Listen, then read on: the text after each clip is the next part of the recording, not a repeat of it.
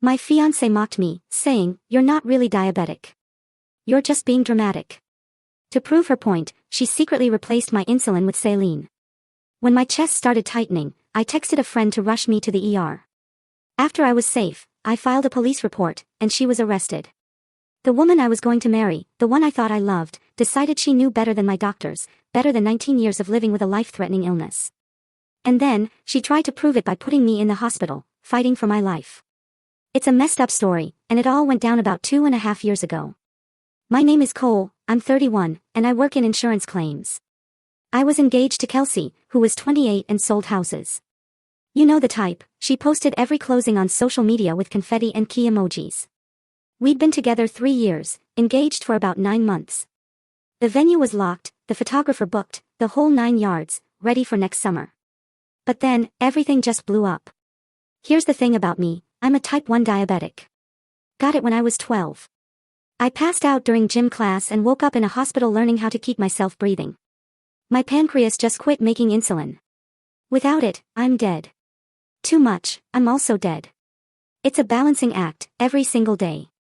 I check my blood sugar at least 6 times daily. I count every single carb. I measure insulin doses down to the half unit. I wear a continuous glucose monitor that tracks everything in real time. After 19 years, I've got it locked down.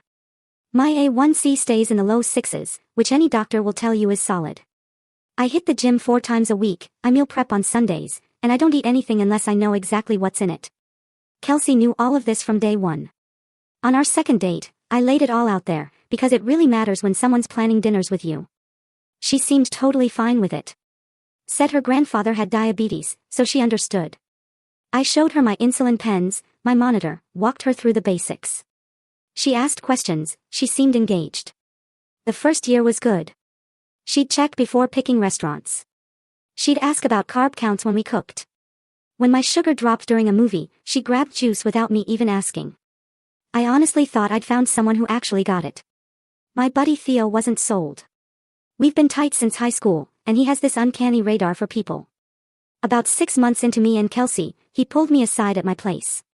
"Dude, something's off with her," he said. I asked him what he meant. "The way she looks at you when you check your sugar, man, like she's annoyed but trying to hide it. And last week at her friend's party when you explained why you couldn't eat that cake, she rolled her eyes behind your back. You didn't see it, but I did." I waved him off. "You're reading into it." He just shrugged. "Maybe. Just watch yourself, man." I figured he was just being protective, like he always is. He'd seen me through some rough breakups before. The proposal happened upstate at this lake cabin. Sunset, knee on the ground, the whole setup. She said yes, she cried, she posted it instantly. 300 likes in an hour. Her mom threw an engagement party 2 weeks later at their place. Her mom, Cheryl, was one of those women who talks loud and thinks she's always right. She spent the entire party acting like the wedding was hers. Her dad, Jim, was a quiet, retired electrician type.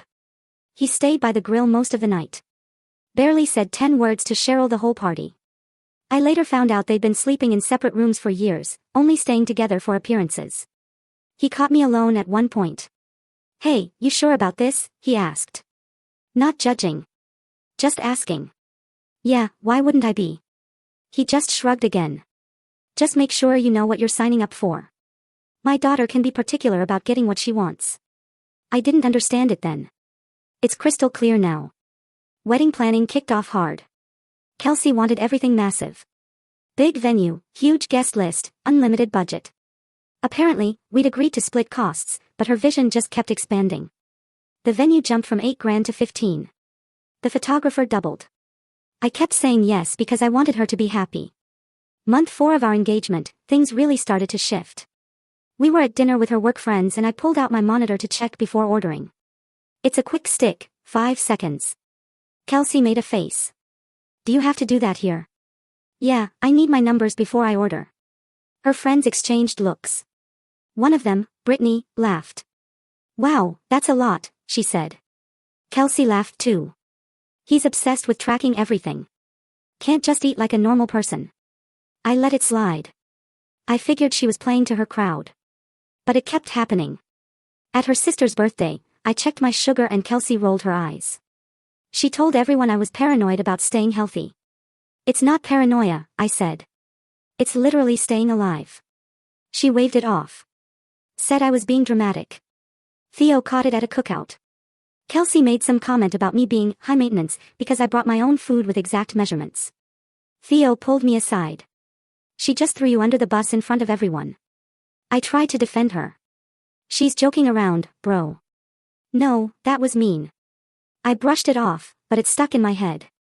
6 months into the engagement, things got worse. I came home one day and Kelsey had ordered pizza, just sitting on the counter. Large pepperoni. Can't eat that, I said. Too many carbs and I don't know the exact count. She got irritated. It's pizza. Just have a slice. One slice is probably 50 to 60 carbs. I'd need to adjust insulin and even then it'll spike me. You're so rigid. Normal people eat pizza. I snapped back. Normal people's organs work. She slammed a cabinet. There it is. Always your diabetes. Always what you can't do. I was genuinely confused. This wasn't new. I'd been diabetic since she met me. But she acted like I just started being difficult. We fought. She said I used my diabetes to control everything we ate, where we went, what we did. Like my condition was manipulation. I tried explaining. Type 1 isn't like type 2. You can't manage it with diet alone. I need insulin to survive. If I'm not careful, I end up hospitalized or worse. People with diabetes don't obsess like this, she said. My grandfather had it and he ate whatever he wanted. How'd that work out for him? I asked. She paused. He died at 57. Yeah, I said, exactly. She went silent the rest of the night. The next morning, she apologized. Work stress, difficult deal, exhausted. I believed her. Everyone has bad days. Theo didn't buy it. I met him for lunch that week and told him what happened. She said you're using diabetes to control her. Yeah, that's insane. You're managing something that could literally kill you. I know, dude. You need to think about whether this actually works. Long term. I knew. But I didn't think about it. The save the dates were out. Her parents had deposits down. My family had booked hotels. It felt too complicated to bail over arguments. Month 7, she started commenting on my meal prep. Every Sunday, I'd cook for the week, chicken, vegetables, measured portions, everything weighed and logged. This is crazy, she said one Sunday. You're spending hours cooking. It's how I stay healthy. It's how you obsess. Normal people don't weigh their food. Diabetics do. Then she said something that absolutely floored me. You're not even that sick. I stopped what I was doing. What's that supposed to mean? You know, it's not like you're dying or anything.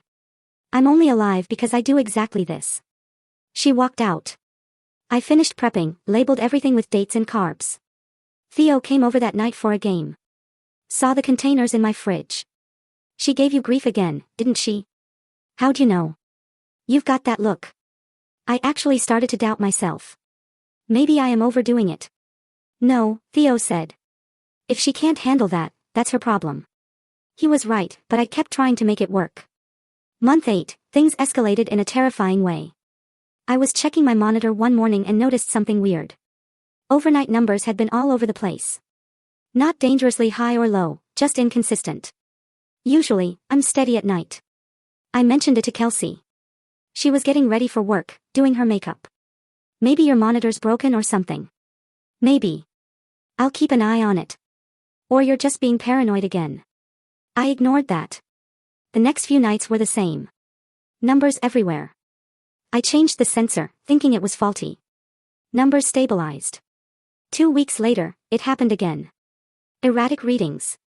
I was at Theo's, helping him move furniture, when my monitor alarmed. Sugar dropping fast. I checked manually. 58, drank juice. Waited 15 minutes. Checked again. Back to 90. That's weird, Theo said. Yeah. How often is this happening? More lately. No idea why. Check your insulin. Make sure it's not expired or something. I checked when I got home. Everything was in date, but something felt off. I pulled out a pen, held it to the light. Looked fine. I tested a drop on my tongue. Insulin tastes slightly acidic. This tasted like nothing. Water. My stomach dropped. I grabbed another pen. Same thing. Clear liquid. No taste. Someone had swapped my insulin. I sat on the kitchen floor for 10 minutes, just trying to process it.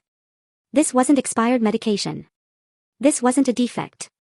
Someone had deliberately emptied my insulin pens and filled them with something else. Only one person had access to the fridge where I kept it. Kelsey knew where. I called Theo immediately. Told him what I found. There was silence for a minute.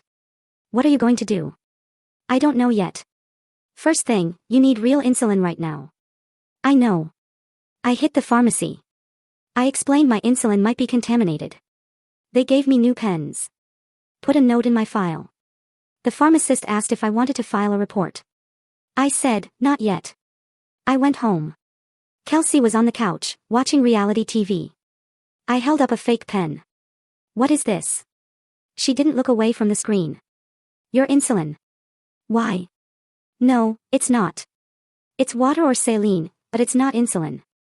She looked at me then. Maybe you got a bad batch or something. I got 4 pens at once. They're all fake. Someone swapped them. That's crazy. Who would even do that? That's what I'm asking you. Her face changed. She got defensive. You think I did this? You're the only other person here. I wouldn't even know how. You're being paranoid again. I held up my phone. I'm getting these tested. If they're not insulin, we're going to have problems. You're seriously accusing me right now. I'm asking if you know anything. She grabbed her purse. I'm not dealing with this. You're crazy. She left, stayed at her mom's for 2 days, and came back acting normal, said she'd been upset and needed space. Never mentioned the insulin again. I didn't either, but I started keeping my medication locked in a small safe in the closet. Theo helped me pick it out. Biometric lock. You should leave her, he said while we set it up. I know. So why aren't you? I don't know. That was the truth. Part of me wanted to believe it was a misunderstanding. Part of me knew better. 3 weeks after the insulin incident, Kelsey started being extra nice. Apologizing for stress, saying she wanted to make things right. Offering to cook more. She didn't cook, ever, but suddenly she wanted to meal prep with me, learn carb counting, understand my routine. That Friday, Kelsey said she wanted to make dinner, something special. I told her I needed exact ingredients and carb counts. She said she'd handle it. She showed me a recipe online. Chicken stir-fry with vegetables, low carb, maybe 30 grams total. I calculated my dose, 5 units. Standard for a meal like that. The food looked solid. She'd put effort in. Set the table, lit candles, poured water in fancy glasses. Playing house. The first bite was sweet. Really sweet. This tastes different, I said. It's the sauce. I followed the recipe. You sure there's no sugar in this? Recipe said sugar-free. Another bite. Definitely sweet. My monitor buzzed, already climbing. 140, should have stayed around 100. I stopped eating. Kelsey watched me. What now? Something's wrong. My sugar's spiking. You just started eating. Exactly. Shouldn't spike this fast unless there's way more carbs than you said. I followed the recipe. I pulled out my phone, looked up the recipe she showed me. Sugar-free stir-fry sauce. Then I walked to the kitchen, found the bottle she actually used. Regular stir-fry sauce. 42 grams of sugar per serving. My stomach dropped. I grabbed the rice bag from the counter. White rice, not the cauliflower rice the recipe called for. I did the math. The meal wasn't 30 carbs. It was probably close to 200. My monitor buzzed again. 190 and climbing. Kelsey, what did you actually put in this? What the recipe said. No, you didn't. This sauce has sugar. That's white rice. You loaded this with carbs. She stood from the table. Maybe I made a mistake. A mistake. I showed you the exact recipe. You used completely different stuff on purpose. You're overreacting. My blood sugar was 230. I felt it. Shaky, thirsty, vision blurring. Hypoglycemia. I grabbed my insulin pen from the safe. Calculated a correction dose. Needed at least 12 more units. I gave myself the shot. Kelsey watched. You're being so dramatic, she said. People eat sugar all the time. Not without the right dose. So give yourself more. Problem solved. That's not how it works. See, everything's a crisis with you. Because it actually is a crisis. My sugar's over 250 right now. Monitor buzzed. 280, my mouth was getting dry. Really dry. I drank a whole glass of water. Then another. Kelsey was on her phone, scrolling, not even paying attention. I started feeling nauseous. That's bad.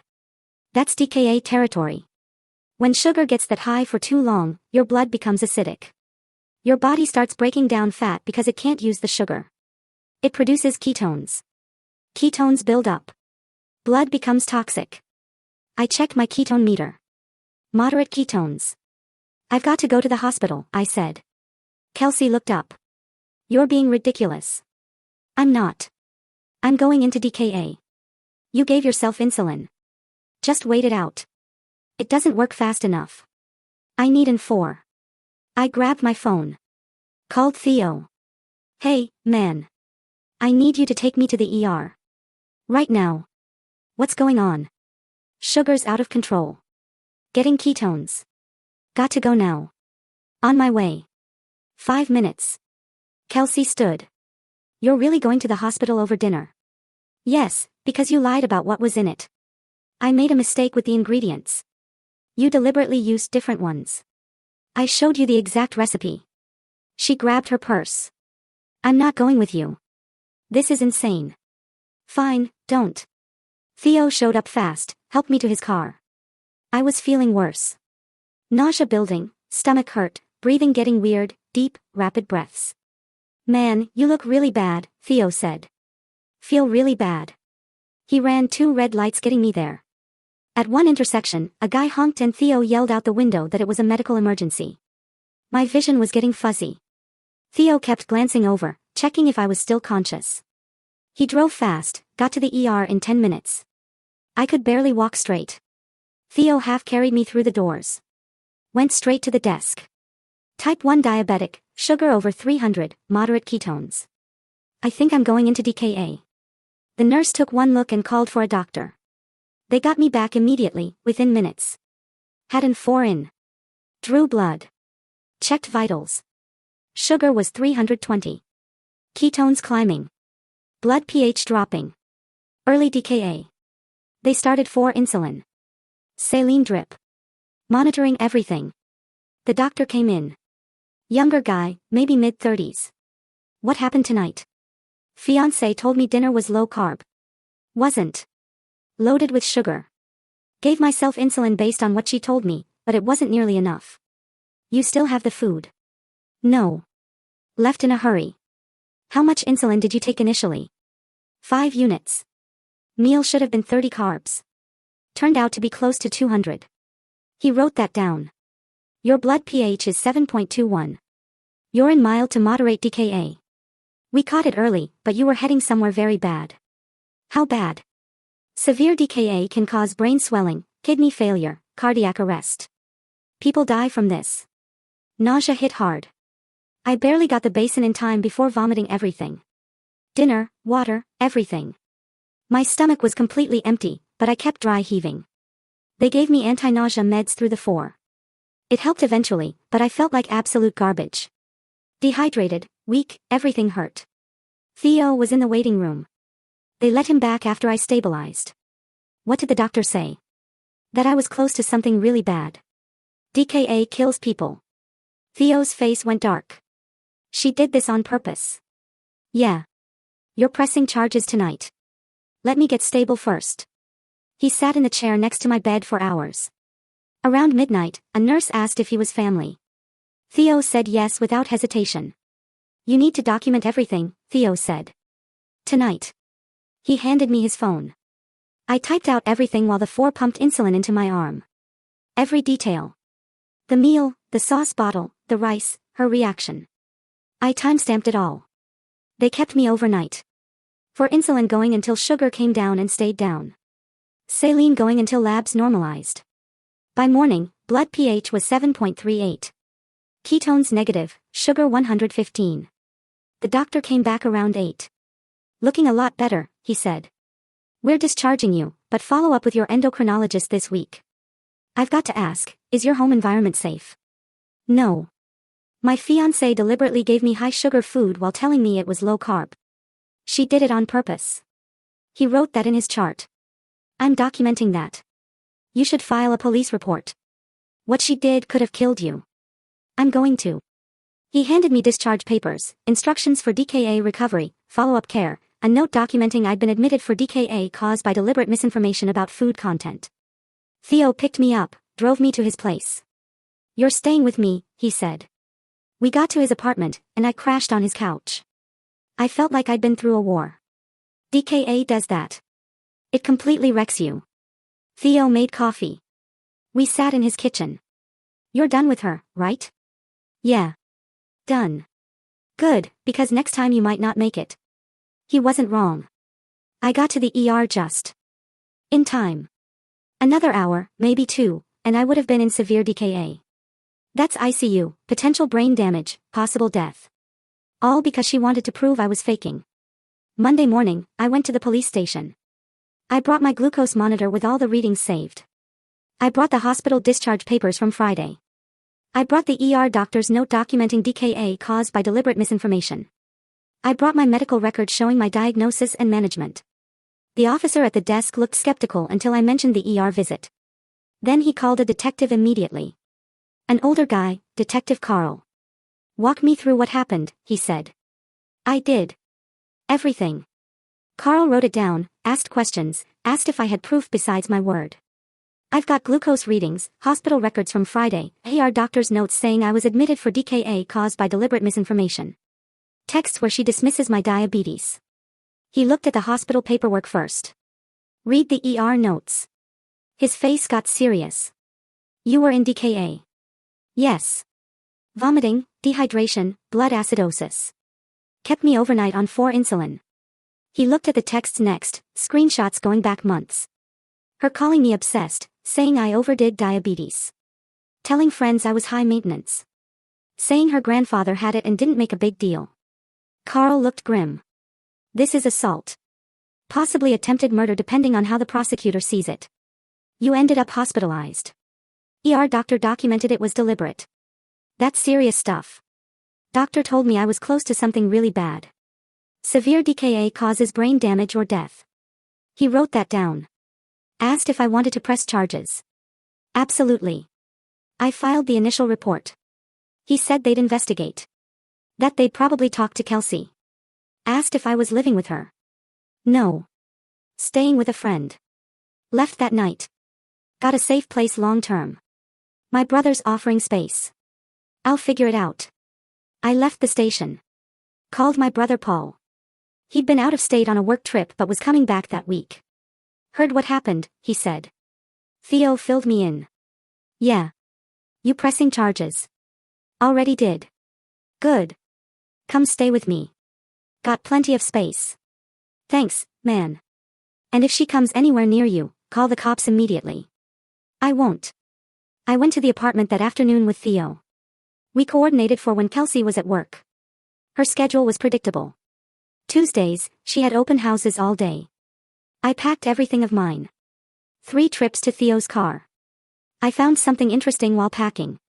In the bathroom cabinet, hidden behind her makeup, was a box of syringes. Not insulin syringes, regular ones. The kind you'd use to extract liquid from a vial and inject it somewhere else. I took photos of everything. More evidence. Last trip, I left my key on the counter and a note. Moved out. Don't contact me. Police are involved. The lease was in both names, but I'd been paying 2/3 because I made more. I called the landlord. Explained briefly. Said I was removing myself immediately. He needed it in writing. I emailed him that afternoon with the police report number. That evening, Kelsey started calling. I didn't answer. She left voicemails. First, confused. Where'd you go? Second, angry. You can't just leave like this. Third, panicked. Please call me back. Fourth, came around midnight, crying. Said she didn't mean for any of this to happen. Said she just wanted me to see I didn't need to be so careful all the time. Fifth came at 2 a.m. Back to angry. Said I was overreacting. Said if I pressed charges I'd regret it, that her mom knew people. I saved every voicemail. I showed the threatening one to Carl the next day. He said it showed consciousness of guilt. I didn't respond to any of them. Theo gave me the same advice the cops did, no contact. Day 2 after filing, Carl called. Said they'd sent officers to question Kelsey. She admitted changing the recipe, but claimed it was an honest mistake. Grabbed the wrong sauce bottle. Thought white rice and cauliflower rice were the same thing. Carl said he wasn't buying it. Moving forward with charges, assault with a deadly weapon. In our state, knowingly causing harm to someone with a medical condition through tampering with food or medication qualified. Kelsey was arrested the next day at her office. Middle of showing a condo to buyers. Officers walked in, cuffed her, took her out. The entire brokerage saw it. Word spread fast in real estate. Theo heard first through a mutual friend in property management. Called me immediately. She got arrested at work in front of clients. Good. Maybe she'll take it seriously now. But wait, it gets better. The couple she was showing the condo to walked out and told the front desk they'd never work with that agency again. Her broker had to personally apologize. When the cops cuffed her, she kept saying, "There must be a mistake." One officer read the charges and she went totally pale. Her mom's already calling everyone, saying, "You're ruining her life." Her mom can think whatever she wants. Cheryl called my mom that evening, screamed at her, said I was vindictive, overreacted, that Kelsey made a simple mistake. My mom hung up, called me right after. "You okay?" "I'm fine." "What do you need?" "Nothing. Just for this to be over." "It will be. Your dad and I support you completely." Kelsey's bail hearing was the next day.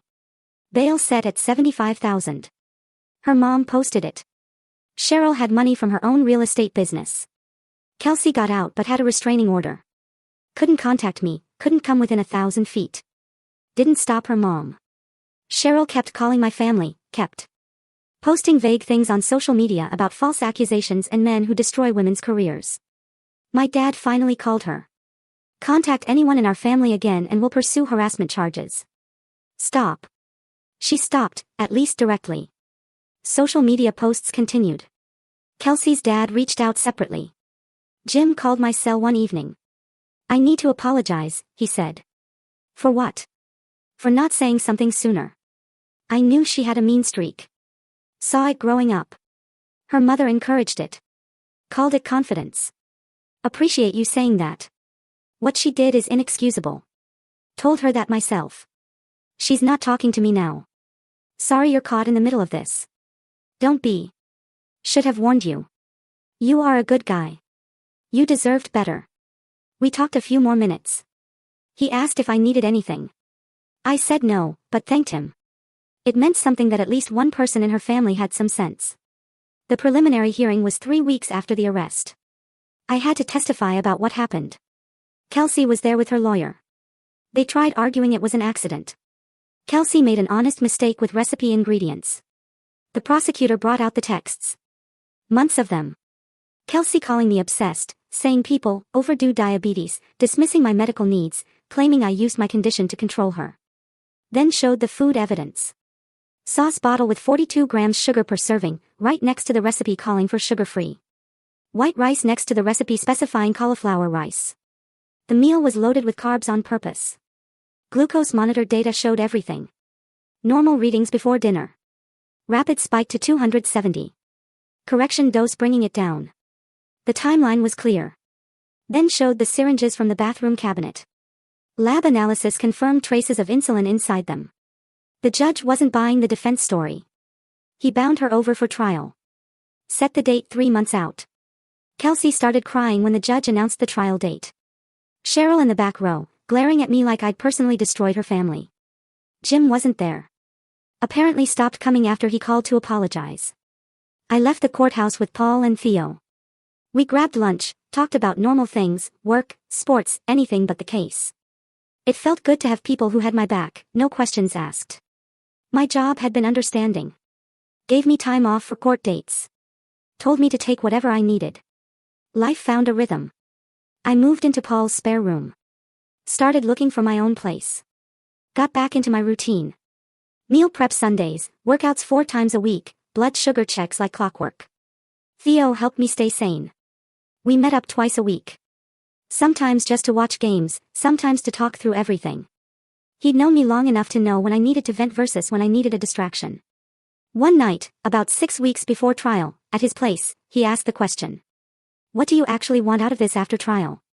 What outcome would make you feel like you got justice? I thought about it. Honestly, I just want her to face real consequences. I want other people to know you can't mess with someone's medical condition because you think they're faking. Fair enough. And I want her to never be able to do this to someone else. Theo had an idea. We spent the next few weeks gathering everything. Every text, every social media post, every receipt from meals where she dismissed my diabetes, every witness who heard her comments. We built a timeline, a pattern. We even found a post she'd made in some online forum 6 months before the dinner incident. Someone had asked about their diabetic boyfriend being too careful. Kelsey's response was to test him by giving him regular food to prove he was fine. Her own words, in writing, 6 months before she actually did it. The prosecutor loved it. Said it showed premeditation, that Kelsey hadn't just made one mistake. 2 weeks before trial, Kelsey's lawyer reached out about a plea deal. Reduced charges for a guilty plea. No trial. The prosecutor called to ask what I thought. What's the deal? Plead guilty to reckless endangerment. 18 months probation, community service, anger management, no jail time. No, what do you think I should do? I want trial. I want a jury to hear what she did. That's riskier. A jury could acquit. They could, but I don't think they will. And I need this on record properly, not some watered-down plea. The prosecutor agreed. We went to trial. The trial started on a Tuesday in late fall. Day 1, the prosecution laid out the case, explained type 1 diabetes, brought in an endocrinologist to testify about how serious blood sugar management is. Then brought in the ER doctor who treated me that Friday. He testified about my condition when I came in, explained what would have happened if I'd waited longer. Severe DKA, possible brain swelling, kidney failure, cardiac arrest. Said I'd been close to something really bad. The prosecutor showed my hospital records on a screen. Then brought me up. I testified for 3 hours, walked through my diagnosis, my daily management routine. Kelsey's lawyer tried tripping me up on cross. Asked why I didn't leave earlier if it was unsafe. Asked if I'd considered maybe being too rigid about my diet. I stayed calm. Said I didn't leave earlier because I loved her and wanted to believe she'd take it seriously. Said my diet wasn't rigid, it was medically necessary, and hospital records proved what happens when I don't follow it. Said the pharmacy had no record of contaminated batches and all 4 pens were affected, which wouldn't happen with a pharmacy error. The lawyer tried one more angle, asked if I had any financial motive. Maybe looking for a settlement. Maybe trying to get out of wedding costs. I looked him dead in the eye. I spent a night in the hospital with 4 insulin because my blood was turning acidic. You really think I did this to myself to save money on a venue? A few jurors laughed. The lawyer moved on quick. Then Theo testified. Paul testified. And the pharmacist testified. Day 2, the prosecution brought out physical evidence. The insulin pens I'd kept. Lab tests showed they contained sterile saline, not insulin. Then showed the syringes. Lab confirmed insulin residue inside. Hospital records from the ER visit. Overnight monitoring, all documented. The sauce bottle and rice bag from that dinner were entered as evidence. The prosecutor did the math on screen. Showed the jury exactly how many carbs that meal contained versus what I'd been told. Then showed how that matched up perfectly with the hospital admission timeline. Ate dinner at 7. Started feeling sick at 8. In the ER by 9:30. Then showed the texts, months of them. Kelsey's dismissive comments, her telling friends I was high maintenance, saying people overdo diabetes, claiming I used my condition to control her. The jury paid attention, you could see it on their faces. Kelsey's lawyer had nothing. They put Kelsey on the stand. Big mistake. Under cross, she fell apart. Admitted she thought I was exaggerating my diabetes. Admitted she wanted to prove I'd be fine without being so careful. Admitted she deliberately used different ingredients than the recipe to see whether I'd actually react. See, that was the word she used. She'd been testing me. She started crying. Said she'd been trying to help. That she thought I was trapped by unnecessary anxiety about food. That her grandfather had diabetes and ate whatever he wanted. Closing arguments that afternoon. The prosecutor hammered on the word test. Kelsey admitted to testing my medical condition without any training or authority. The jury deliberated 4 hours. Came back with the verdict. Guilty. Assault with a deadly weapon. Reckless endangerment causing serious bodily harm. Kelsey broke down. Cheryl screamed. Had to be removed by bailiffs. She fought them the whole way out. Had to be restrained. Jim wasn't there. I heard later he'd separated from Cheryl over all this. 2 weeks between verdict and sentencing were interesting. Cheryl kept posting on social media about injustice. About how I'd lied. About how her daughter was innocent. Theo started screenshotting everything. Said we might need it later. Sentencing day came. The courtroom was packed. My family was there. Theo was there. Kelsey's family was there, minus Jim. Cheryl glared at me the entire time. The judge read through case details about Kelsey's complete lack of remorse, even after being convicted. Sentence, 4 years state prison, eligible for parole after 2.5 with good behavior, plus 5 years probation after release. Mandatory community service at a diabetes education center, permanent restraining order preventing contact. Cheryl lost it, started screaming at the judge, called him biased, said the trial was rigged. Bailiffs physically removed her. She was charged with contempt, spent 2 days in county jail. Kelsey was taken into custody immediately. They cuffed her right there. Started her sentence that day. I walked out of the courthouse and Theo was waiting. How you feeling? Honestly, relieved. It's finally over. So what now? Now I get on with my life. And I did. Sort of. But one thing was still bugging me. The wedding. We'd had everything planned. Vendor deposits paid, venue booked, guests invited. Most had been cancelled after the arrest, but Kelsey's family kept the venue deposit somehow. Cheryl put it in her name and was trying to get a refund. Theo had an idea. The venue contract had a clause about illegal activity by either party, resulting in automatic forfeiture. We sent them a copy of the court verdict. The venue immediately returned the full deposit to me and banned Cheryl's family from booking there again. 2 months later, Theo showed me something. Cheryl had tried starting a new brokerage under a different name. Someone recognized her and posted the whole story in a local Facebook group.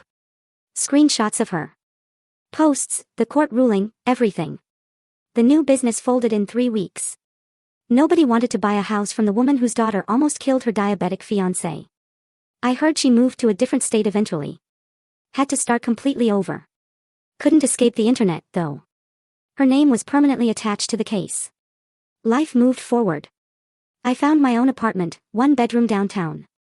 Close to work, close to Theo's, close to a good gym. Diabetes management stayed tight. If anything, I got more careful. The whole situation proved why I couldn't afford to slack off. My A1C stayed in the low 6s. My doctor was impressed. About a year after sentencing, I started seeing someone new. Met her through work, actually. Client filing a claim. We got to talking. First date, I was nervous. Not because of her, but because of what happened before. It's hard to trust someone with your health after your fiancé tried to prove you were faking. I told her about the diabetes on the first date. Showed her my monitor. Explained the insulin pens, waited for her reaction. She nodded, asked good questions, then said her sister was type 1, so she got it. Not dismissive, genuine, like she actually knew what this meant. Third date, I told her about Kelsey, the whole story. She listened without interrupting. That's insane, she said when I finished. How are you not totally messed up from that? I don't know. Maybe I am, but honestly, I just want to move on. That's fair. Just know if you ever need to talk, I'm here. That meant more than she knew. We've been together over a year now. She keeps spare glucose tabs in her purse. Knows the symptoms of high and low sugar. Asks about my numbers without making it weird. Respects my meal prep routine. That's what normal looks like. Someone who cares about keeping you alive instead of testing whether you're faking. Theo and I still meet up twice a week. He's still protective. Still watches everyone I date with suspicion. Can't blame him. Kelsey is still in prison. She comes up for parole in a few months. I'll be at the hearing to oppose it. Theo's coming. So is Paul. Kelsey doesn't know we're coming. Her prison correspondence is monitored and she hasn't mentioned the hearing to anyone. She'll find out when she walks in and sees all of us sitting there. The whole thing still feels surreal sometimes, as if it happened to someone else. But then I check my sugar and remember this is my reality. Has been for 19 years. Will be for the rest of my life. The difference now is I don't let anyone make me feel bad about it. My diabetes is real. The management routine is necessary, and anyone who can't handle that can walk away before things get complicated. So that's how my engagement ended, with my fiancé in an orange jumpsuit and me in a courtroom, finally getting justice.